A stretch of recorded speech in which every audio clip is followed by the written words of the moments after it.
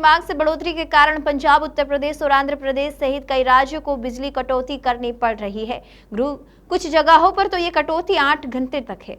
ऐसे में लोगों के पास या तो तेज गर्मी सहने का विकल्प है या फिर दूसरे महंगे विकल्प चुनने का पर मजबूर होना पड़ रहा है। भारत में 70% बिजली का उत्पादन कोयले से होता है, लेकिन कोयले के ट्रांसपोर्ट के लिए रेलवे रेक की उपलब्धता कम होने और कोयले के आयात में कमी के कारण सप्लाई बाधित हुई है।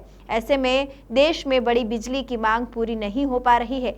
कोरोना महामारी के कम होने के बाद इकोनॉमिक एक्टिविटीज के फिर से बढ़ने और देश में गर्मी के चरम पर पहुंचने के कारण डिमांड बढ़ी है। बिजली मंत्रालय के आंकड़े बताते हैं कि 19 अप्रैल को बिजली उत्पादकों के पास जो स्टॉक था वो औसतन 8 दिनों तक चल सकता था।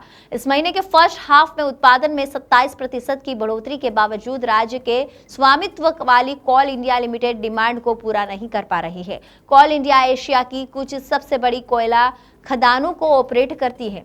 All India power engineers federation के शैलेंद्र दुबे ने कहा, देश भर में थर्मल प्लांट कोयले की कमी से जूझ रहे हैं क्योंकि राज्यों में बिजली की मांग बढ़ गई है। पिछले साल भी इकोनॉमी के खुलने के साथ देश ने ऐसा ही संकट देखा था। कॉटन एसोसिएशन ऑफ इंडिया के प्रेसिडेंट अतुल गनात्रा के अनुसार देश के पश्चिमी और दक्षिणी हिस्सों में कुछ कपड़ा मिलों में बिजली की कमी ने ऑपरेशन को रोक दिया है। कपास की उच्च लागत की वजह से वो महंगे डीजल संचालित जनरेटर और अन्य विकल्पों पर खर्च नहीं कर पा रहे हैं। उन्होंने कहा कि इससे कपास की खपत में भारी कमी आएगी।